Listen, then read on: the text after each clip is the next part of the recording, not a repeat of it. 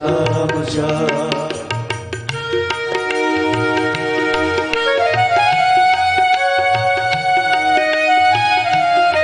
हरि बोल।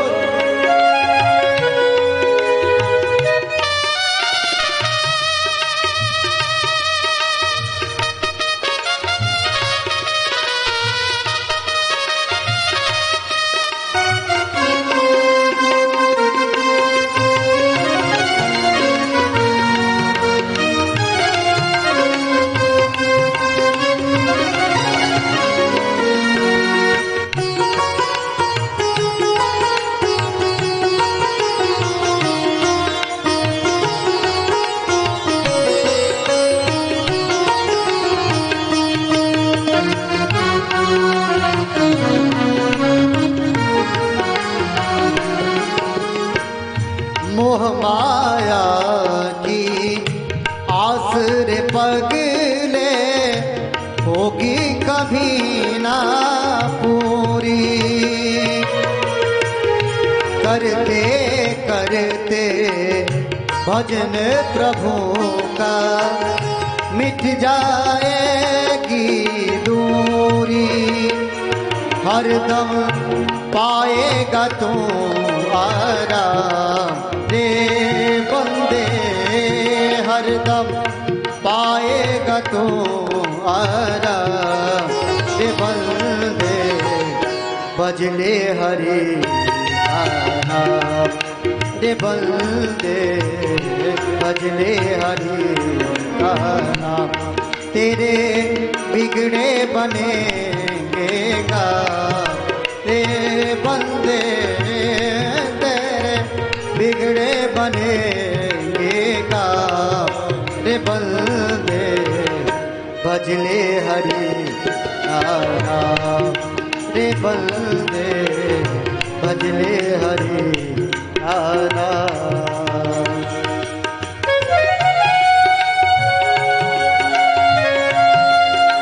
हरि हरि बोल।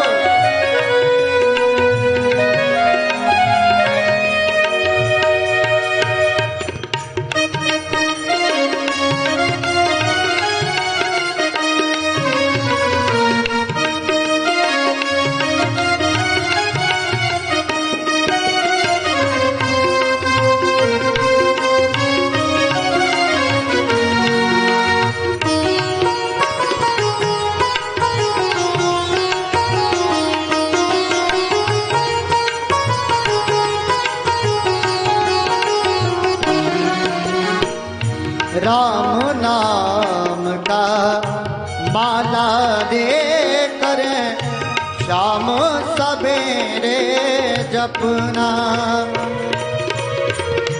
कोई नहीं है जग में साथी, कोई नहीं है अपना। फिर ना आएगा कोई का रे बंदे, फिर ना आएगा कोई का रे बंदे। भजले हरि नाम रे बंदे, भजले हरि नाम। तेरे बिगड़े बनेंगे का रे बंदे, तेरे बिगड़े बनेंगे का रे बंदे। भजले हरि नाम रे बंदे, भजले हरि नाम।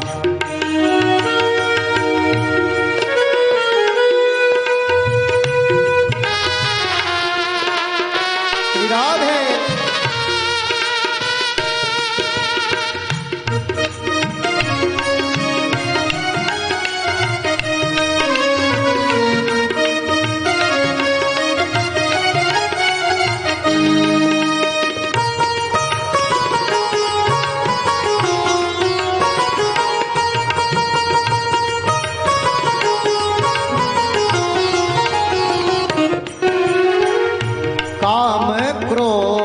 मद लोभ में आकर व्यर्थ ना जीवन रवाना। किसको पता है पड़ जाएगा घाट पड़े पछताना। कर ले इनमें ही चारों धाम रे बंदे, कर ले इनमें ही चारों धाम रे बंदे। भज ले हरि नाम रे बंदे, भज ले हरि नाम। तेरे बिगड़े बनेंगे काम रे बंदे, तेरे बिगड़े बनेंगे काम रे बंदे। भजले हरि का नाम, भजले हरि का नाम, भजले हरि का नाम। बोलिए गोपाल कृष्ण भगवान की जय। नारायण। एक बार की घटना है। अब देखिए भागवत का उपक्रम कितना विलक्षण है। अगर इस पर आप विचार करें, एक बार महर्षि व्यास बद्री नारायण के सरस्वती नदी के तीर पर बैठे हुए और विचार कर रहे थे कि देखो सामने कलयुग आने वाला है और इसमें व्यक्तियों की जो बुद्धि है वह सब काम नहीं करेगी। मंदा सुमंदमतियो इत्यादि तो पहले ही कह दिया। नारायण दुर्वगांश जनान वीक्ष मुनि दिव्येन चक्षुषा सर्ववर्णाश्रमाणानाम यदद्यौ हितमबोध द्रव। समस्त प्राणियों का हित कैसे हो इस चिंता में वो डूब गए। महर्षि व्यास ने एक प्रणव के 4 विभाग कर दिए, 4 वेद बनाए। फिर भी लोगों की समझ में जब नहीं आया तो महाराज ब्रह्मसूत्र इत्यादि की रचना की, उपनिषदों की रचना की। फिर भी समस्त महाराज संतोष नहीं हुआ। तब क्या किया? 17 पुराणों की और महाभारत जैसे इतिहास की रचना की। इसके बाद भी व्यास जी के मन में असंतोष रहा। आप देखें इतना बड़ा समाज सेवक कोई कर सकता है समाज की सेवा? इतनी बड़ी समाज सेवा की, लेकिन उनके मन में असंतोष। अब महर्षि व्यास भगवान के अवतार हैं। उसी समय महाराज नारद जी महाराज का पदार्पण होता है और नारद जी सामने आते ही व्यास जी खड़े होते हैं, नारद जी को प्रणाम करते हैं और जैसे प्रणाम किया, प्रणाम करने के बाद महाराज उनका पूजन किया, उच्च आसन पर बैठाया और बैठाने के बाद नारद जी ने महाराज व्यास जी के मुखारविंद को देखकर एक बात कही, व्यास जी मुझे लगता है तुम कुछ चिंता में हो। अब देखो महाराज ये फेस रीडिंग है कि नहीं भाई? हाँ, लाख छुपाओ छुप न सकेगा, राज हो कितना गहरा, और दिल की बात बता देता है असली नकली। चाहे कोई कितना भी ऊपर से मुस्कुराने से क्या होता, लेकिन अंदर जो है वो पता लग जाता है। सुना है आज महफिल में बड़ी रफ्तागिरी होगी, अरे मुख से तो वही बाहर निकलेगा प्यारे जो दिल में भरी। बोलने से पता लग जाता है इसके दिल में क्या है। महर्षि व्यास ने कहा महाराज आप बात तो ठीक कह रहे, लेकिन कहा बस यही तो खतरा है। हाँ महाराज किसी से कहो, कथा में नहीं चल रहे, चलते तो लेकिन क्या करें। ये लेकिन जो है ना, हाँ महाराज क्यों, वहां सत्कर्म हो रहा यज्ञ में, वहां चलो, हाँ चलते तो महाराज लेकिन। अब ये लेकिन किंतु परंतु है ना, ये पीछा नहीं छोड़ता महाराज। हाँ, ये कभी पीछा छोड़ते ही नहीं। इससे तो छुड़ाने के लिए इसके उपाय हैं। महापुरुषों के पास आप जाएं, सत्संग करें, संतों की शरण में रहें, सदगुरु की सेवा करें, तब आप छूट सकते हैं। महर्षि व्यास ने कहा, महाराज मेरे मन में असंतोष है, ये बात पक्की है, लेकिन असंतोष क्यों है ये मुझे समझ में नहीं आया। क्योंकि संसार का लोकोपकार जितना हमने करना था उतना हम सब कर चुके हैं। पूर्ण रूपेण लोकोपकार हमने किया, और लोकोपकार करने के बावजूद मैं उसमें लगता है सफल नहीं हो पा रहा। नारायण एक प्रार्थना व्यास जी ने कही, त्वं पर्यटन नरक इवत्र लोकी अंतश्चरो वायुरिवात्म साक्षी स्नाम परावरे ब्रह्मणि धर्म तो व्रतैः स्नातस्य मे न्यूनमलं विचक्षो। महाराज आप तो तीनों लोकों में घूमते रहते, पर्यटन नव इवत्र लोकी, तीनों लोकों में आप घूमते हैं, और अंतश्चरो जैसे हवा का सब जगह प्रवेश है, इसी तरह आपका भी प्रवेश सब जगह है। नारायण आप धर्म के जानकार हैं, परमात्मा के जानकार हैं, आत्मा स्वरूप के जानकार हैं, लेकिन मेरे मन में जो कमी है वो मैं समझ नहीं पा रहा हूं। आप कृपा करके बताइए। अब नारद जी गुरु की कक्षा में हैं और व्यास जी शिष्य की कक्षा में, तो गुरु कैसा होना चाहिए और शिष्य को कैसे होना चाहिए, ये दोनों का दिग्दर्शन यहाँ पर कराया गया। हाँ, गुरु जी वो नहीं महाराज की ठंडा गरम पूछते रहे। गुरु जी उनको कहते, हमारे महाराज जी कहते गुरु माने गुर्राए। हाँ, जो गुर्राना जानता हो वो गुरु। हम लोगों को पढ़ाया था महाराज धर्मशंकर वाले गुरु जी पढ़ाते थे, तो व्याकरण में एक सूत्र है, ह्रस्वम लघु संयोगे गुरु। जब तक अपने आप में हम छोटे नहीं बनेंगे तब तक हमें गुरु मिलने वाले नहीं। आजकल तो कहते हैं महाराज किसी ने दीक्षा ली, कहा नहीं महाराज अभी तो नहीं ली, मैं देख रहा हूं गुरु को, कोई मेरे अनुकूल गुरु मिल जाए, माने गुरु की हम परीक्षा करेंगे। महाराज जो पहले ही से गुरु की परीक्षा कर रहा है वो आगे क्या होगा सोचो है? गुरु जी की जो पहले ही परीक्षा कर रहा हो। हाँ महाराज, एक गुरु जी महाराज थे, उनके दो शिष्य थे। एक शिष्य बड़ा विलक्षण शिष्य था महाराज, नया नया चेला बन गया, गुरु जी के पास आया। जैसे ये बरसात का मौसम है, ऐसे ही बरसात का मौसम, गुरु जी बैठे और पानी गिरने लगा। गुरु जी ने कहा बेटा एक काम करो, देखो पानी गिर रहा है, बाहर गाय बंधी हुई है, उसको बंधन से मुक्त कर दो। अब चेला बड़ा होशियार था महाराज, उसने कहा गुरुदेव आपके रहते हुए मेरी क्या सामर्थ्य है जो किसी को मैं बंधन से मुक्त करूं, ये तो मेरी सामर्थ्य नहीं है, इतना अधार्मिक कार्य आपके रहते हुए मैं कैसे कर सकता हूं गुरुदेव। गुरु जी ने भी सोचा कि सर्वा चेला नहीं गुरु ही मिला है, क्या करें। गए बेचारे, खुद खोल के गाय को खोल दिया, भीतर आ गए।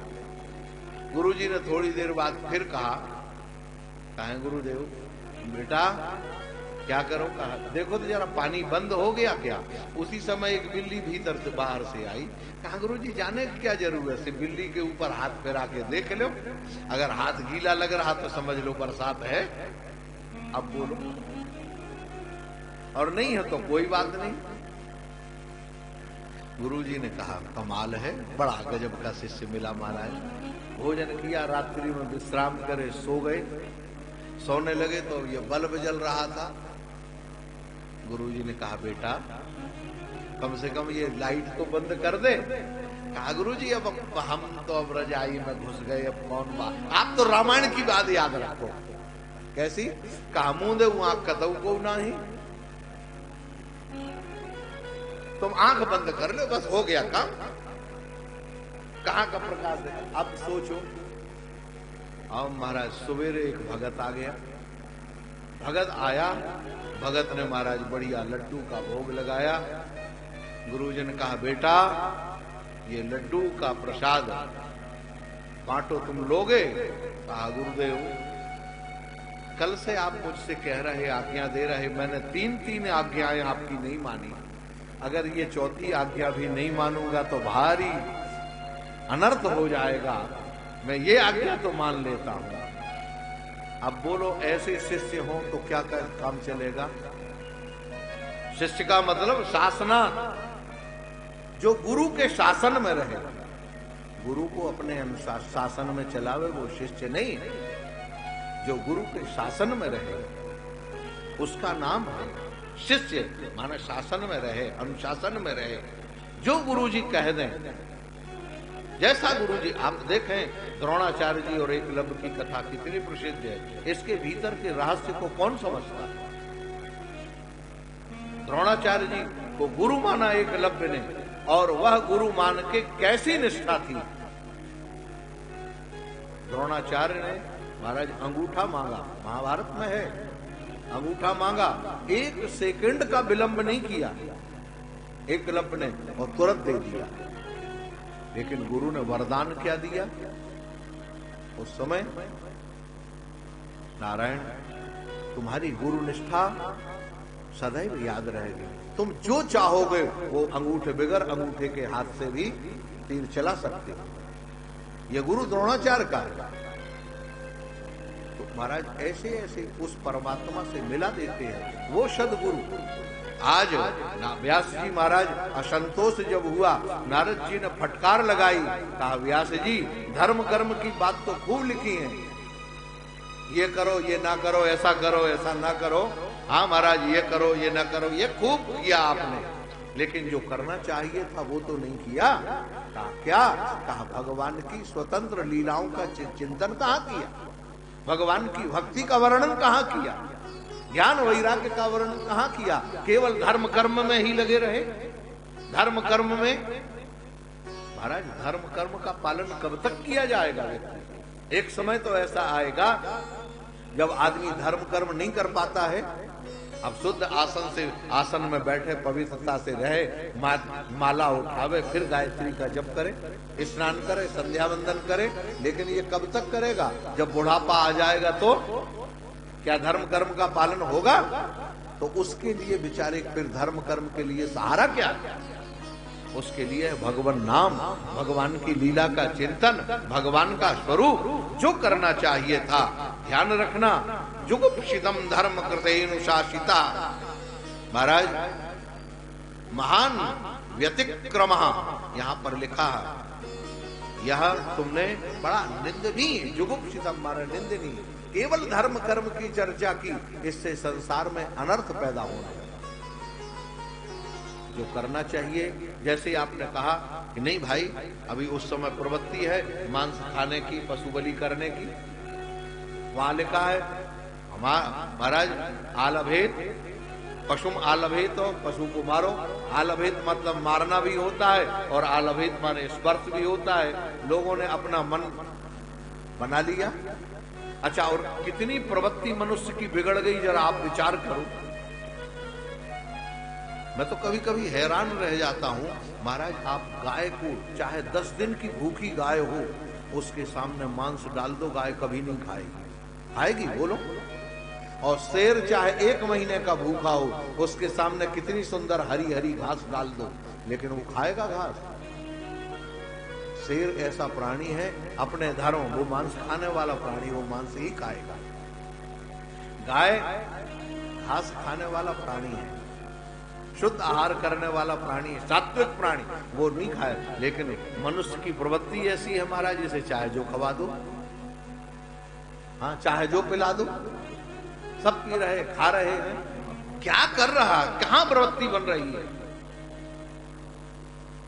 ये सावधान, क्या कहा महाराज, न शरणमंति गायंति ग्रंथ साधवः नारायण तद वाग विसर्गो जनताग विप्लवो यस्मिन् प्रतिश्लोकमवध्यमद्यपि नामान्यनन्तस्य यशोंगितानि यत् गायंति शरणमंति गणंति साधवः। महाराज महात्मा लोग, संत लोग, पद रचना बहुत बढ़िया हो, कविता बहुत बढ़िया हो, लक्ष्यधार भाषण हो, अगर उसमें भगवान नाम नहीं जुड़ा है तो उसकी कोई कीमत नहीं है। इसलिए आप क्या करो, कहा अथो महाभाग महान मोगधृक शुचिस्रवा सत्य रतो धृतप्रता उरुक्रमस्या खिलबंध मुक्तये समाधिनानुस्मर तद विचेष्टितम। व्यास जी ने कहा महाराज हम कैसे भगवान का वर्णन करें, कहां से शुरू करें, क्योंकि हरि अनंत हरि कथा कहां से वर्णन प्रारंभ करें। बहुत सुंदर सूत्र दिया गुरुदेव, सूत्र देते हैं। नारद जी ने सूत्र दे दिया, व्यास जी समाधि नानुस्मर तद विचेष्टितम। आप समाधि लगाओ और जिस क्रम से भगवान की कथा आपके मानस पटल पर आ जाए, भगवान की लीला, उसी क्रम से आप उसका वर्णन करने लग जाओ। और आप देख रहे हो भगवान की लीला कथा, सदगुरु का प्रसाद, महात्माओं का संस्पर्श। मेरे को देखो मेरे जीवन में, नारद जी ने अब अपने जीवन की एक घटना बताई। मैं पूर्व जन्म में उपचर्य वसु था, लेकिन एक दिन एक महात्मा का अपमान किया, उसके कारण मैं दासी पुत्र बन गया। दासी पुत्र में पिता का तो नाम पता नहीं है, लेकिन माता मेरी जो थी महाराज वो ब्राह्मणी थी। एक ब्राह्मण के यहाँ झाड़ू पोछा का काम करती थी, बर्तन साफ करने का काम करती थी। वो संत सेवी थी, परिवार संत सेवी। उनके यहाँ संत आए, चातुर्मास करने लगे। मेरे को, मैं छोटा बालक था, 5 वर्ष की अवस्था थी, मेरे को कह दिया बेटा तुम संतों के पास बैठो और वहीं बैठ के उनकी सेवा करना, जो वो कहें, जो उनके पास कमी हो तुमसे जितना बने फूल पत्ती लाके दे देना, नहीं बने कोई बात नहीं है, आ जाए तो हमसे बता देना तो हम उसको पूरा कर देंगे। कहा ठीक है महाराज। संतों के पास रहते। अब ये 5 वर्ष का बालक, संत सवेरे उठ जाते महाराज 4 बजे भोर में, ब्रह्म मुहूर्त में उठ जाते। देखो एक निश्चित सवेरे उठने का भी एक महत्व है। हाँ, जो सवेरे ब्रह्म मुहूर्त, आपको कोई पूछे महाराज ब्रह्म मुहूर्त क्या होता है? अरे ब्रह्म मुहूर्त क्या होता है बताओ? क्यों? कहा जिसको ब्रह्म मुहूर्त पता नहीं, वो ब्रह्म से क्या मिल सकता है? परमात्मा से मिलने का समय तो वही है। भगवान श्री कृष्ण आपको आगे सुनाएंगे, नारायण भगवान की लीला में, जहां द्वारिका की लीला है वहां पर भगवान श्री कृष्ण का वर्णन है। और ब्राह्मे मुहूर्ते चोत्थाय वारी उपस्पर्श्य माधव दद्धौ प्रसन्न करण आत्मानम तंता परम। भगवान श्री कृष्ण 4 बजे उठ जाते और 4 बजे उठकर पहले समुद्र के किनारे अपना महल छोड़ देते, द्वारिका से बाहर निकलते, समुद्र के किनारे बैठते और ध्यान करने लगते। ध्यान क्यों करते महाराज? कहा उस समय मेरे भक्त ध्यान करते हैं, भगवान भी अपने भक्तों का ध्यान करते, इसलिए सुबह उठ के जो भगवान का ध्यान करेगा उसका ध्यान जल्दी सफल हो जाएगा, ध्यान निश्चित लगेगा, परमात्मा की प्राप्ति होगी। और नारायण अब तो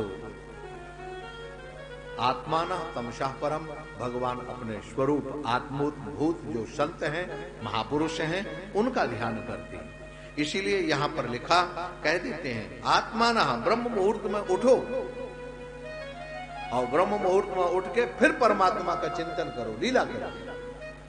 तो समाधि नानुस्मृत विचेष्टितम, यहाँ कह देने का अभिप्राय है ब्रह्म मुहूर्त में उठो और समाधि, धी माने बुद्धि, सम माने बराबर, बुद्धि में बराबर केवल भगवत चिंतन होना चाहिए, राग द्वेष और बाह्य संसार का चिंतन नहीं होना चाहिए। कर्म विकर्म धर्म इत्यादि का चिंतन बंद कर दो, सवेरे केवल भगवान का ध्यान करो, भगवान का चिंतन करो। भगवान का ध्यान और चिंतन जब तुमने सवेरे किया, उसमें जो आए, मुझे देखो महात्मा लोग उठते थे तो मैं उनके साथ में उठ जाता था। अब ब्रह्म मुहूर्त तो पता नहीं, लेकिन जब वो उठते थे महात्माओं की खटपट शुरू हुई, मेरी नींद खुल गई, उठ गए महाराज। और जैसे उठे महात्मा लोग आंख बंद करके बैठ जाते थे तो मैं भी बैठ जाता था, आंख बंद कर लिए, लेकिन बीच बीच में आंख खोल के देख लेता था अभी आंख खुली कि नहीं। ये ध्यान कर रहे, ये तो पता नहीं था, है?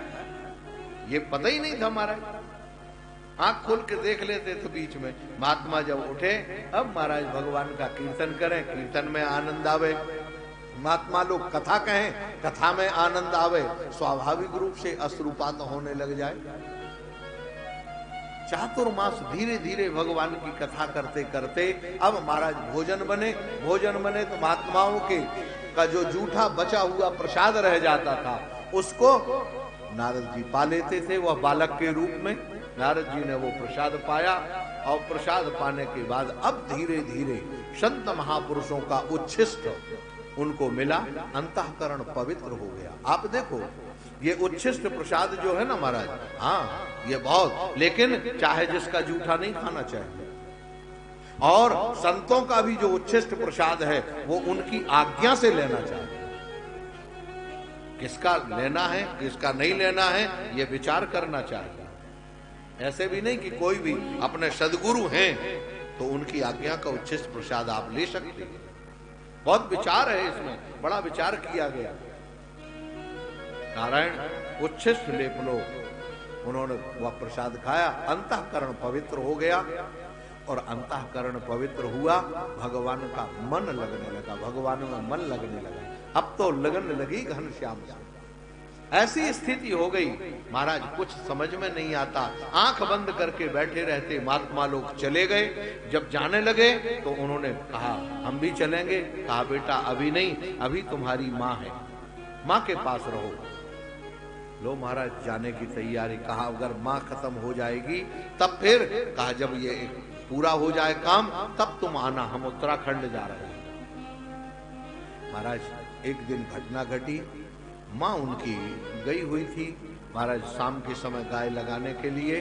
रास्ते में काला सर्प पड़ा हुआ था, उसने डस लिया, माँ खत्म हो गई। ये तो ध्यान कर रहे थे, बालकों ने इनको आके बताया। नारायण इन्होंने भगवान की कृपा का अनुभव करते हुए कहा एक बंधन था वह भी समाप्त हो गया, अब कुछ नहीं, निर्द्वंद होके अब मैं भजन करूंगा, मुझे कोई रोकने वाला नहीं मिला। अब कोई रोकने वाला नहीं किसी जीवा। उत्तराखंड पहुंच गए, बड़े बड़े पहाड़ पर्वत नदी नाले को पार करते हुए महाराज अंतिम में एक जगह पहुंचे, गहन जंगल में। महाराज वहां एक सरोवर दिखा, पीपल का वृक्ष था, उस सरोवर का जल पान किया, पीपल के वृक्ष के नीचे बैठकर और महाराज समाधि लगाई। जैसे समाधि लगाई भगवत चिंतन किया, भगवान का ध्यान लग गया, लेकिन थोड़ी देर बाद वह ध्यान टूट गया। और जैसे ध्यान टूटा तो जंगल में जो था महाराज, जो शेर थे, जो जहरीले जानवर थे, उन जानवरों की आवाज कान में पड़ी। अब बालक तो बालक ठहरा महाराज, डर तो हुआ, लेकिन वह आंख बंद करे तो ध्यान ना लगे। भगवान से प्रार्थना की, देखो कितनी विलक्षण बात, भगवान से प्रार्थना की, उसी समय आकाशवाणी हो गई। इसका अभिप्राय है जब सारे रास्ते बंद हो जाएं, सारे रास्ते बंद होने के बाद एक रास्ता खुलता है जिसका नाम है कृपा का रास्ता। वो भगवान की कृपा का रास्ता है, वो कभी बंद नहीं होता, लेकिन दिखाई तब देता है जब वास्तविक भगवान से सच्ची प्रार्थना की जाए, वास्तविक में प्रार्थना की जाए। महाराज बालक ने प्रार्थना की, कहा अरे ओ निष्पाप बालक, इस समय अभिपक्व कषाणायणाम दुर्धर्षो हम को योगी नाम। अभी तुम्हारा अंतःकरण की जो वासनाएं हैं वो पूर्ण रूपेण समाप्त नहीं हुई है, तुम्हारा हृदय अभी पूरा पका नहीं है, भगवत रंग में रंगा नहीं है, इसीलिए तुम्हें मेरा दर्शन नहीं होगा। मानो वह बालक तुरंत बोल पड़ा, महाराज अभी अगर दर्शन नहीं होगा तो ये जो दर्शन हो रहा था ये कैसा था? ये भी तो हृदय से ही हुआ। नारायण भगवान ने बड़ी मीठी बात वहां पर कही। वो कहते हैं अभी जो मत कामा सन कई साधु, आहा, अभी जो मेरा दर्शन था वह साधु माने कृपा का दर्शन था। मैंने अपनी कृपा पूर्वक तुम्हें दर्शन कराया और इस दर्शन कराने का अभिप्राय यह था कि अब दुनिया के नाम रूप में, मेरा नाम रूप का दर्शन करने के बाद अब दुनिया के नाम रूप में तुम फंसने वाले नहीं हो। कहा अब तुम विचरण करो, जब मृत्यु तुम्हारी हो जाएगी संसार का लय होगा और ब्रह्मा के शरीर से तुम नारद बनकर उत्पन्न हो जाओगे। नारायण अब नारद जी मृत्यु की प्रतीक्षा करने लगे। हम लोग मौत से बचने का उपाय करते हैं और नारद जी मृत्यु की प्रतीक्षा, कब मरी हो कब जाए। महाराज वो मौत का परीक्षा करते करते समय हुआ। नारद जी महाराज समय प्रलय का समय आया। नारद जी भी उस प्रलय में समा गए। ब्रह्मा जी में समाने के बाद ब्रह्मा जी के मानस पुत्र के रूप में प्रकट हुए और जैसे प्रकट होकर नारायण निकले तो वो तो जन्मजात जन्म जन्मांतरों की सेवा थी, जन्म जन्मांतरों के पुण्य का फल था महाराज। अनेक जन्मार्जितम, अनेक जन्मों के अर्जित जो पुण्य थे उस पुण्य का फल था महाराज कि वह नारद जी के हृदय में भगवत नाम संकीर्तन, भगवत प्रेम स्वयं से जगा हुआ था। कीर्तन करने लगे। कीर्तन करते करते महाराज एक दिन गंधर्व तो थे ही, गला बहुत सुंदर था, गाने की कला थी, गाते थे महाराज भगवान का कीर्तन करते थे। कीर्तन करते करते वैकुंठ पहुंच गए। भगवती लक्ष्मी जी थी साथ में। हाँ महाराज भगवान का कीर्तन करके सुनाया, भगवान प्रसन्न हो गए और भगवान जैसे प्रसन्न हुए उसी समय भगवान ने कहा महाराज देवदत्ता इमाम वीणाम स्वर ब्रह्म विभूषिताम, वहीं भगवती लक्ष्मी की बजाने वाली जो वीणा थी उसको उठाया भगवान ने और दे दिया और कहा नारद अब ये वीणा तुम बजा के कीर्तन किया करो। लक्ष्मी जी ने कहा महाराज हमारी वीणा आप दे दोगे तो हम क्या करेंगे। भगवान ने कहा भाई लक्ष्मी अब क्या करें, वीणा तो हमने नारद जी को दे दी, अब दोबारा तो ले नहीं सकते, जो जिसको दे दी तो दे ही दी। लक्ष्मी जी ने कहा प्रभु अब हम तो बिगर वीणा के नहीं रह सकते। तो भगवान ने कहा जब नहीं रह सकती तुम भी बाबा जी के साथ चली जाओ, लेकिन वीणा तो उन्हीं के पास रहेगी। अब लक्ष्मी जी बेचारी क्या करती। नारायण अब तो भव सिंधु प्लवो दृष्टो हरिचर्यानुवर्णनम, महाराज अब तो नारद जी महाराज घूमते हैं, जगह जगह जाते हैं, भगवान का कीर्तन करते हैं। जन्म कर्म रहस्यम में भावतस्यात्म तोषणम, अब जब नारद जी का जन्म कर्म और रहस्य जब जान लिया तो यहाँ व्यास जी को परम संतोष प्राप्त हुआ और परम संतोष प्राप्त होने के बाद नारायण अब तो क्या कहना महाराज। यहाँ पर श्री सूत जी महाराज स्वयं कहते हैं नारद जी के जाने के बाद व्यास जी ने समाधि लगाई और समाधि लगा के ब्रह्म नद्याम सरस्वत्याम आश्रम पश्चिमे तटे, ब्रह्म नदी जो सरस्वती है उस सरस्वती के किनारे उसके पश्चिम तट पर जहाँ बदरी वन है महाराज उस आश्रम में व्यास जी का आश्रम है, वहीं पर बैठ गए। मन को भगवान के चरणों भक्ति योगे न मनसी, यहाँ निर्गुण निराकार की समाधि नहीं लगाई, भक्ति योगे न मनसी यहाँ लिखा हुआ है भगवान के सगुण साकार की समाधि लगाई। भगवान श्री कृष्ण के भगवान नारायण की समाधि लगाई और समाधि लगा के महाराज उन्होंने दर्शन किया। क्या कहा महाराज अपश्यत अपूर्वम पूर्व मायाम चा तदपाश्रयम, भगवान का दर्शन किया और भगवान के आश्रित रहने वाली माया का दर्शन। इसका अभिप्राय ये दोनों दर्शन क्या हुआ महाराज। भागवत का बड़ा एक ऐसा विलक्षण ग्रंथ है, हम लोगों के सामने समस्या बड़ी होती है, 3 घंटे में कितनी कथा कहेंगे, कितनी कहेंगे। हमारे गुरुजी 2-2 महीने की कथा की, 2 महीने कथा करते थे, फिर 1 महीने कथा की, फिर 15 दिन करते, दोनों समय तब कहीं पूरी होती थी। महाराज श्री तो 1-1 महीने कथा करते थे, मासिक, पाक्षिक, कम से कम, इससे कम नहीं, सप्ताह तो बंद ही कर दिया था महाराज जी ने। क्यों? पूरा ही नहीं हो पाता था ढंग से। कितने, किन प्रसंगों को कहेंगे, कितना संक्षिप्त करेंगे।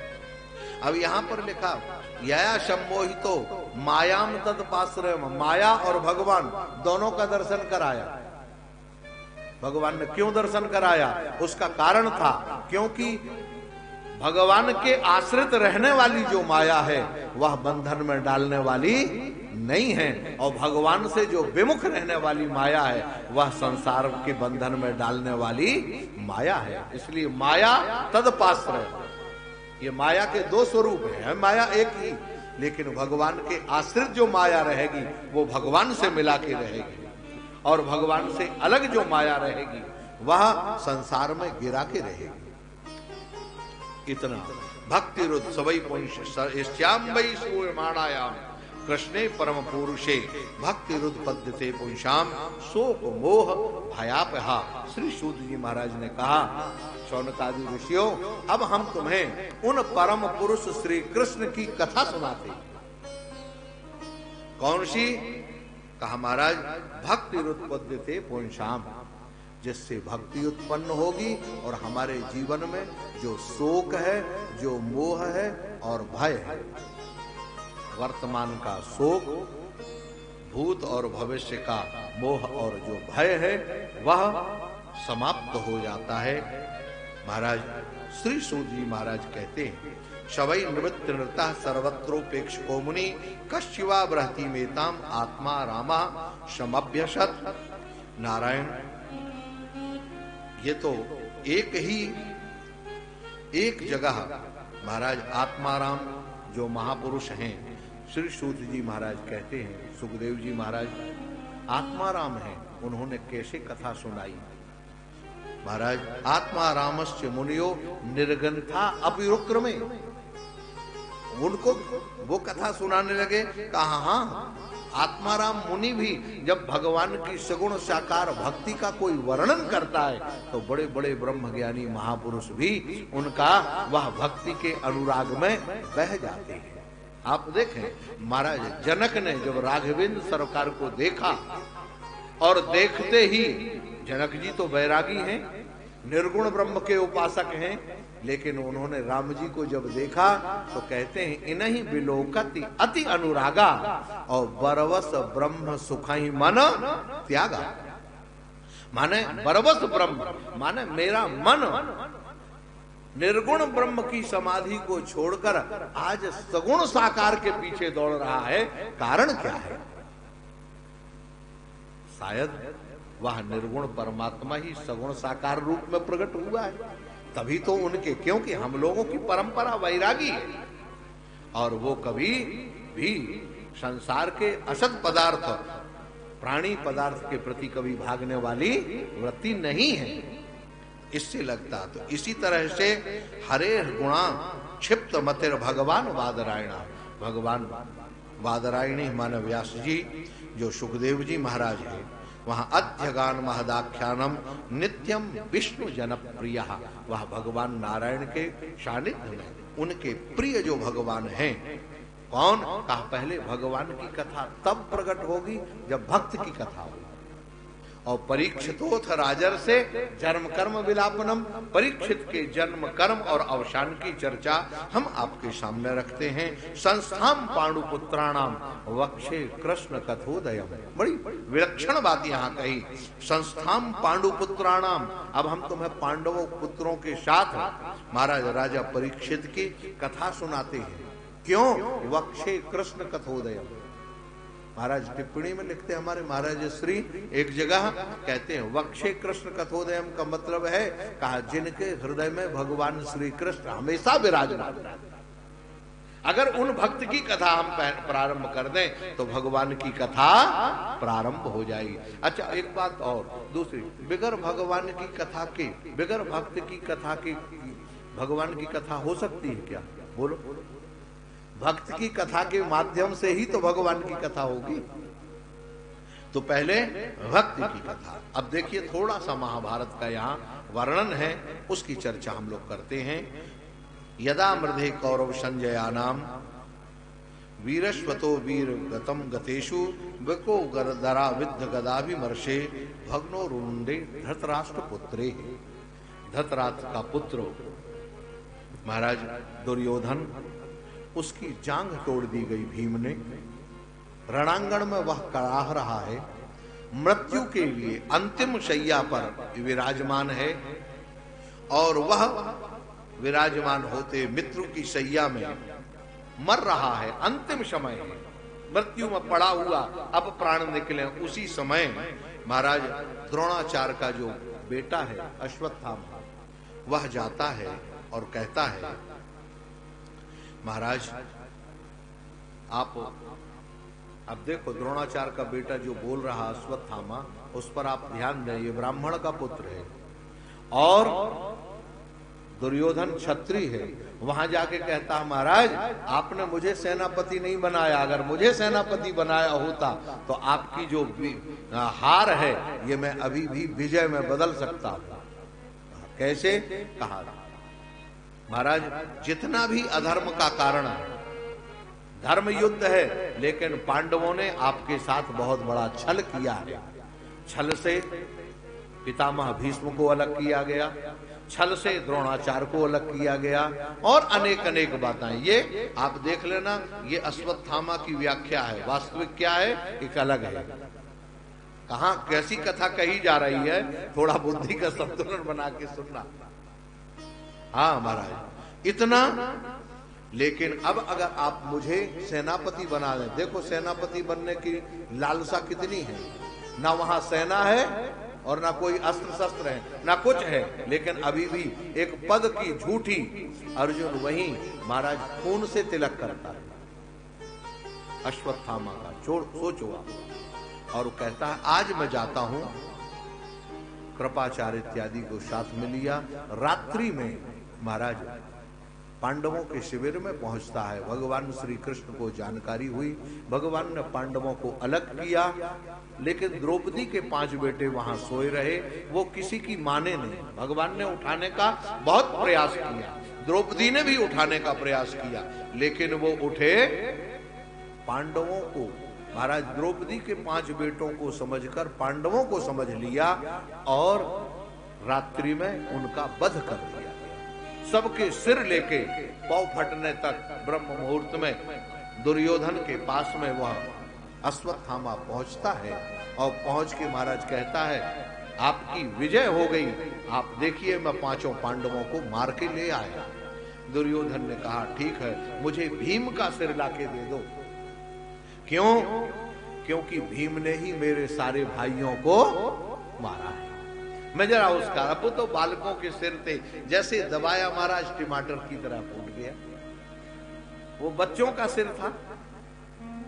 दुर्योधन ने उस कर्म की निंदा की, कहा, अरे अश्वत्थामा तूने ये क्या किया, हमारे कुल का नाश कर दिया, हमारे कुल में कोई दीपक रखने वाला नहीं रह गया, ये निंदनीय कृत्य तूने कैसे किया। महाराज इतना ऐसा कहते हुए पहले खुशी हुई कि पांडवों को मार डाला, लेकिन जब बच्चों का हाल सुना तो अंत में दुखी हो गया, प्राण छोड़ दिए,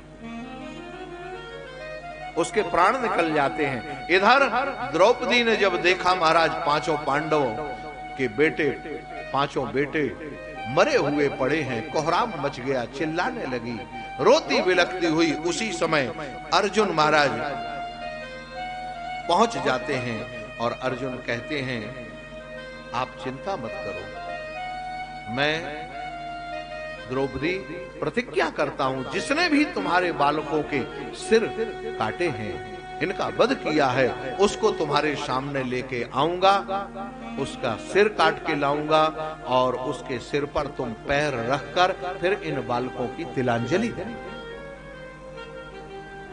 भगवान श्री कृष्ण को साथ में रखा। भगवान श्री कृष्ण रथ हाँकते हुए अर्जुन को बैठालते हुए ले गए। लेते लेते महाराज बहुत दूर तक पहुंचे। अश्वत्थामा ने देखा अर्जुन तो पीछे लगा हुआ है। अंत में महाराज अर्जुन, अश्वत्थामा ने रथ छोड़ दिया, अर्जुन ने भी रथ छोड़कर दौड़ के उस अश्वत्थामा को पकड़ लिया। लेकिन जैसे अश्वत्थामा को मारना चाहा, उसी समय नारायण भगवान ने एक बात कही, मैनम पार्थसी त्रातुम ब्रह्म बंधुम इमाम जही। अर्जुन, ब्राह्मण को कभी मारना नहीं चाहिए, उसका वध नहीं करना चाहिए, लेकिन मत्तम प्रमत्त उन्मत्तम सुप्तम बालम जड़ स्त्रियम प्रपन्नवृथम भीतम नारिपुं हंति धर्मवितो। जो धर्मपरायण व्यक्ति है उसको कोई पागल हो, उन्मत्त हो, सो रहा हो, बालक हो, स्त्री हो, मूर्ख हो, रथ से विरत हो, ऐसे व्यक्ति को नहीं मारना चाहिए। लेकिन आता ताई वधार हण, आता ताई को कभी छोड़ना नहीं चाहिए। ब्रह्म बंधुर न हंतव्यम आता ताई वधार हण मवै वो भयाम नातम परिपाह्यानुशासनम। महाराज, अर्जुन समझ गया भगवान क्या कहना चाहते हैं। अर्जुन अश्वत्थामा को पकड़कर बांधकर ले आया और लाके द्रौपदी के सामने रखा। अब आप देखें, द्रौपदी को का एक नाम कृष्णा है, कृष्ण अलग है और कृष्ण की बहन कृष्णा। नारायण द्रौपदी ने जैसे ही देखा, उवाच सान्त्या वंदना नयनम सती मुच्यताम उच्यताम एष ब्राह्मणो नितराम गुरु। अरे आर्य पुत्र, आप इसको छोड़ दो, आप इसको छोड़ दो। क्यों? कहा ब्राह्मण तो गुरु। अरे देखो, ये तुम्हारे गुरु का बेटा है, और गुरु का पुत्र जो है आत्मा वही जायते पुत्र, वह भी गुरु के समान ही होता है, गुरु के समान ही पूजनीय होता है। आप उसको कैसे मार सकते हैं? और आप भूल गए, आप भूल गए, आपने सारे धनुर्विद्या और सरहस्य के साथ इन्हीं के पिताजी से अध्ययन किया था। कहा इसने हमारे बेटों को मार दिया है, ये आताताई है, आताताई को मारना नहीं चाहिए। महाराज, द्रौपदी कहती है, मारोदिदस्य जननी गौतमी पति देवता यथा हमृत वत्सार्ता रोदीद्यभ्यश्रुमुखी मुहु। आर्यपुत्र, मैं जानती हूं बेटे के मर जाने के बाद माँ का क्या हाल होता है, माँ को कितना कष्ट होता है, यह तो केवल एक माँ ही समझ सकती है। इस तरह का इतना बड़ा कष्ट अगर तुम इनको मार दोगे तो इनकी माता को भी वही कष्ट प्राप्त होगा जो आज मैं झेल रही हूं, जो मुझे मिल रहा है। अरे कम से कम मेरे सामने मेरे 5 पति तो हैं, इसकी मां के सहारे के लिए तो कोई नहीं है। भगवान श्री कृष्ण का हृदय द्रवित हो जाता है नारायण, और उसी समय भगवान द्रौपदी को कृष्णा नाम संबोधन करते हुए कहते हैं, कृष्णा तू धन्य है। आप ये कथा कहने का अभिप्राय क्या है? ये कथा बताने का मतलब है राजा परीक्षित के परंपरा कैसी थी। साधारण परंपरा, ये भक्त परंपरा है। कुरु प्रतिश्रुतम सत्यम यत्शांतता प्रियम प्रियम च भीमसेनस्य पांचाल्या महमेव च। महाराज, सबको प्रसन्न करने के लिए भगवान ने फिर एक बात कही। अर्जुन ने कहा, प्रभु क्या करें? कहा, वपनम द्रविणादानम स्थान निर्यापणम तथा ऐसे ही ब्रह्म बंधो नाम बधो नान्योस्ति दही। कहा ब्राह्मण का क्या करें, वध कैसे किया जाता है? कहा ब्राह्मण के वध का एक ही नियम है, उसका दान बंद कर दो, पूजन पाठ कराना बंद कर दो, उसको प्रणाम करना बंद करो, और क्या करो, द्रविणा दानम, जो भी उसकी संपत्ति है वह छीन लो और उसको बेइज्जत करके निकाल लो। बस बेइज्जती करके स्थान निर्यापणम तथा उसका स्थान छीन लो और कहिए जाइए, बस प्रेम से। यही किया महाराज अर्जुन ने। नारायण अपनी तलवार निकाली, तलवार की नोक से जो अश्वत्थामा के माथे पर मणि थी, जिससे वह हमेशा निरोग रहता था, तेजस्वी रहता था, वह मणि छीन ली अश्वत्थामा ने, बाल मोड़ दिए, मुख पर कालिख लगा दी और कहा जाइए अब आप जा सकते हैं। नारायण ऐसा कह के अब यहाँ पर स्वानाम व्रत यत्कृत्यम चक्षुर निर्हणादिकम, सभी पांडवों ने तिलांजलि दी। तिलांजलि देने के बाद नारायण भगवान श्री कृष्ण द्वारिका जाने के लिए जैसे तैयार हुए। बहुत दिन हो गए थे, महाभारत का युद्ध समाप्त हो गया था। भगवान ने कहा काफी दिन हो गए, अब द्वारिका जाना चाहिए। लेकिन उसी समय जाते हुए अश्वत्थामा ने 5 बाण छोड़ दिए और बाण छोड़े, कहा पांडवों का लुका छिका बीज भी कहीं हो तो वह समाप्त हो जाए। अब वो ब्रह्मास्त्र का संधान किया, ब्रह्मास्त्र चला महाराज। भगवान जाने के लिए तैयार, लेकिन पांडवों के सामने ब्रह्मास्त्र आया। अर्जुन ने ब्रह्म भगवान की आज्ञा से ब्रह्मास्त्र का शमन किया और शमन करने के बाद नारायण उत्तरा सामने आ गई और उत्तरा कहती है, पाहि पाहि महायोगिन देव देव जगतपते नान्यत् पद भयं पश्ये यत्र मृत्यु परस्परम। हे प्रभु, पाहि पाहि महायोगिन, आप महान योगी हैं, हमें मालूम है। देव देव, देवताओं के भी देव हैं, जगत पते, जगत के स्वामी हैं। हे प्रभु, भय भी आपके भय से भयभीत रहता है, इसलिए मैं आपकी शरण में हूं। भगवान ने कहा मेरी शरण? यहाँ इतने बड़े बड़े गांडीवधारी अर्जुन हैं, धर्मराज हैं, भीम हैं, नकुल सहदेव, इनकी शरण में नहीं।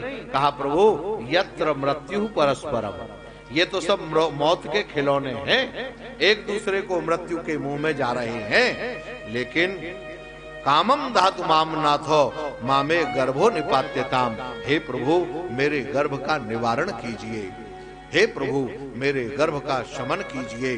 जैसा कहा महाराज सूत जी महाराज, भगवान ने उस ब्रह्म तेज को समाप्त किया और ब्रह्म तेज को समाप्त करने के बाद स्वया वर्णोद्गर्भम वैराट्या कुरुतंतवे ब्रह्म सिरत मौघम चा प्रतिक्रियाम। महाराज उस ब्रह्मण वैष्णव तेज से वह जो उनका ब्रह्मास्त्र था उससे मुक्ति दिलाई और भगवान जाने के लिए तुरंत तैयार हुए द्वारिका के लिए। तब तक माता कुंती सामने आ जाती है और जैसे माता कुंती आई और माता कुंती कहती हैं, नमस्ते पुरुषं त्वाद्यं ईश्वरं प्रकृते परम अलक्ष्यं सर्वभूतानां अंतर्बहिरवस्थितम्। हे प्रभु, आप सबके भीतर बैठे हुए हैं और सबके बाहर भी हैं। आद्य पुरुष, हे प्रभु आप प्रकृति से परे हैं, माया जवनिका छिन्नम। हे प्रभु अब बहुत माया मत डालिए, आप कृपा करके अपने स्वरूप से प्रकट रहे महाराज। यथा नटो नाट्य धरो यथा, जैसे नट जो है अनेक वेश बना के सामने आ जाता है और पहचान नहीं पाते हैं प्रभु, इसी तरह से भगवान ने कहा बुआ जी क्या कह रही हो? अरे मैं तो आपका भतीजा। कहा बस गोपाल, यही जो तुम्हारी मोहनी माया है। अब आप किसी के भतीजे नहीं, आप तो मेरे आराध्य देव श्री कृष्ण हैं। कौन? कहा यथा ऋषिकेश खलेन देव की। आप इंद्रियाणियों के नियामक देवकी के गर्भ से कंस को मारने के लिए उत्पन्न हुए थे प्रभु, यह मुझे मालूम है। इसलिए मैं आपसे आज एक वरदान चाहती हूं। भगवान मुस्कुराए और कहा कौन सा वरदान हुआ? कहा था विपदा संतु नः सस्वत तत्र तत्र जगत गुरो शस्वतत्र भवतो दर्शनम यस्यात् पुनर्भव दर्शनम जन्मैश्वर सुति श्रीभिर्वेधमान मदः पुमान नैवार हत्य विधातुम वै त्वाम किंचन गोचरः। नारायण एक ही वाक्य सब लोग कहते हैं। भगवान श्री कृष्ण से कुंती माता ने दुख मांगा। इतिहास की माता एक ऐसी थी, उन्होंने दुख मांगा। नारायण दुख नहीं मांगा। क्यों? दुख कोई प्राणी चाहता है हमें दुख मिले, तो आखिर ये कह तो रही है। कहा इसका कहने का अभिप्राय यह है कि प्रभु आपने जब जब हमारे जीवन में कष्ट का समय आया तब तब आप प्रकट हो गए। तो मुझे लगता है कि आप मेरे जीवन में जब कष्ट आएगा तभी प्रकट होंगे। तो मैं चाहती हूं कि मेरा जीवन कष्ट से भरा रहे ताकि मेरे सामने आप खड़े रहे। मानो भगवान ने कहा कि हम सामने रहेंगे तो क्या होगा? माता कुंती यहाँ एक विलक्षण बात कहती, प्रभु जन्मैश्वर्य स्तुति श्री भी वेदमान मदा कुमार। हे प्रभु आपका जन्म और ये जो संसार का ऐश्वर्य है, जन्म भी एक आपका समझने लायक है। समझ नहीं आता आप जन्म लेते हैं या प्रकट होते हैं। अच्छा, और उमान नैर्वाहत्यम विधातुम वही, आपके जन्म कर्म को कोई जान नहीं सकता। क्यों? त्वाम किंचन गोचरा, आप तो अगोचर हैं। हम लोग आरती बोलते हैं ना, तुम हो एक अगोचर सबके। अब देखो यही त्वाम किंचन गोचरा। हे प्रभु आप अकिंचन, अकिंचन माने वैराग्यमान जो प्रेमी है उसी के सामने प्रकट होते हो। अर्थात सबके हृदय के अंदर बैठे तो हो लेकिन आपको कोई समझ नहीं सकता। इसलिए अकिंचन को नमो किंचन वित्तायो। हे प्रभु हम तो आपको केवल प्रणाम करते हैं। आप अकिंचनों के वित्त हैं, निर्धनों के धन हैं। हे प्रभु समम चरत्र सर्वत्र भूतानाम यन्मिथा कलिः। हे प्रभु आप तो हमारे ऊपर कृपा बनाए रखें। महाराज ऐसा कह के उन्होंने और अनेक बाल लीलाओं का स्मरण किया। बाल लीला का स्मरण करते करते महाराज भगवान श्री कृष्ण ने कुंती माता को वरदान दिया। यहाँ धर्मराज युधिष्ठिर को कहा कि बड़े भैया अब तुम राजगद्दी संभालो। धर्मराज युधिष्ठिर ने कहा प्रभु मैं राजगद्दी स्वीकार नहीं करूंगा। भगवान ने कहा क्या राजगद्दी स्वीकार क्यों नहीं करोगे? अगर नहीं करना था तो इतना बड़ा महाभारत क्यों उत्पन्न कराया?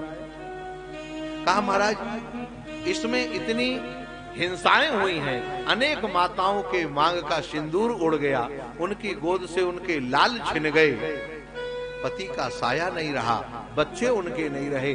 ऐसा खून से सना हुआ राज्य मैं लेकर क्या करूंगा? भगवान ने कहा चिंता मत करो, हम तुम्हें यज्ञ कराएंगे और यज्ञ करने से उस दोष का, यद्यपि तुमने धर्म युद्ध किया है, तुम्हारे धर्म युद्ध से कोई किसी का कोई नुकसान नहीं हुआ, तुम्हें कोई दोष नहीं है, फिर भी तुम्हारे मन में संतोष नहीं है तो हम तुमसे यज्ञ कराएंगे। नारायण लेकिन धर्मराज तो धर्मराज है महाराज, उन्होंने तुरंत भगवान से कहा प्रभु यथा पंकेन पंकाम्भा सूर्या वा सुराकृतम न तथा भूत हत्याम तथैवैकाम न यज्ञैर् यष्टुमार्हति। जैसे कीचड़ से कीचड़ का बर्तन नहीं धोया जा सकता, शराब भरा हुआ बर्तन शराब से नहीं धोया जा सकता, इसी तरह से यज्ञ में भी तो अनेक हिंसाएं होती हैं। महाराज इस लॉकडाउन के पहले मैं आपको एक सच्ची घटना बताऊं। छत्तीसगढ़ पांडा तराई के पास में एक जगह है, वहां मैं गया, बिलासपुर के बीच में। वहां पे 1100 कुंडी यज्ञ हो रहा था। उनका भगवान एक कुंडी यज्ञ नहीं हो सकता है, वहां 1100 कुंडी यज्ञ महाराज, बहुत बड़े विशाल क्षेत्र में यज्ञ कुंड बना। सबले ये आचार्य सब बैठे। अब सोचो एक एक कुंड में एक एक आचार्य तो होगा। अब वहां पर जो साकल्य बन रहा था, ताजुब करोगे, वहां साकल्य बनाने के लिए मिक्सर मशीन लगाई हुई थी। आदमी नहीं बना रहे थे महाराज। जो छत डालने वाली मशीन होती है ना, वो नई मशीन खरीद के लाई गई थी और उस मशीन में साकल्य बन रहा। अब बोलो वो यज्ञ सफल होगा? अब उसमें क्या देखा जाएगा कि इस जौ में कितने कीड़े हैं, तिल साफ है कि नहीं है, और घी कहां से आएगा, इतना बूरा कहां से आएगा, चीनी। यहां यही कह रहे हैं यथा पंकेन पन, यज्ञ में भी बहुत पवित्रता चाहिए। संविधाओं को देखना चाहिए, संविधा में कोई कीड़ा मकोड़ा ना हो। यज्ञ कुंड साफ करना चाहिए, उसमें अग्नि प्रज्वलित हमेशा होना चाहिए, प्रज्वलित अग्नि में ही हवन करना चाहिए। बहुत बड़ी मान्यता है। हमने तो कई जगह देखा महाराज, एक जगह हवन करा रहे थे, बहुत पहले की घटना है। अब वो लकड़ियां जो हैं, भले आदमी ऐसे थे, वो गीली लकड़ी लाके रख दी महाराज, गूलर की लकड़ी और गीली। अब गूलर की लकड़ी कितना पानी छोड़ती है, वो ताजी लकड़ी लेके, कुछ लकड़ी सूखी थी और उसमें गूलर की लकड़ी लाके रख दी महाराज। और रखने के कहा हवन किया, थोड़ी देर तक वो जली, लगभग कुछ देर कपूर अपूर था डाल के लगाया और बाद में वो धुआं हुआ। कहा महाराज हमारे यहाँ तो हमारे आचार्य जी ने कहा है कि जिसमें जितना धुआं होगा उतना ही घर पवित्र रहेगा। हमने कहा महाराज जय हो आपकी और आपके आचार्य जी की। अरे भाई, प्रज्वलित अग्नि में हवन किया जाता है, धुआं वाली अग्नि में नहीं। उससे नुकसान होता है, कई तरह का दोष सामने आता है। अब बताइए, यहाँ धर्मराज कहते हैं महाराज यज्ञ से कुछ होने वाला नहीं है। भगवान ने तुरंत दिशा मोड़ दी, कहा इस समय चर्चा नहीं करो, हम चलते हैं कहाँ, पितामह भीष्म के पास, जो इस समय कौरव और पांडव वंश का अंतिम सूर्य समाप्त होने वाला है। आइए हम लोग उसमें चलते हैं और उसका दर्शन करेंगे। तब तक आइए थोड़ा एक दो नाम संकीर्तन कर ले, इसके बाद फिर पितामह भीष्म की चर्चा और आगे। श्री बांके बिहारी जी दूर करो दुख मेरा, श्री बांके बिहारी जी दूर करो दुख मेरा, दूर करो दुख मेरा गोविंद, दूर करो दुख मेरा गोविंद, दूर करो दुख मेरा श्री बांके बिहारी जी, दूर करो दुख मेरा श्री बांके बिहारी जी, दूर करो दुख मेरा।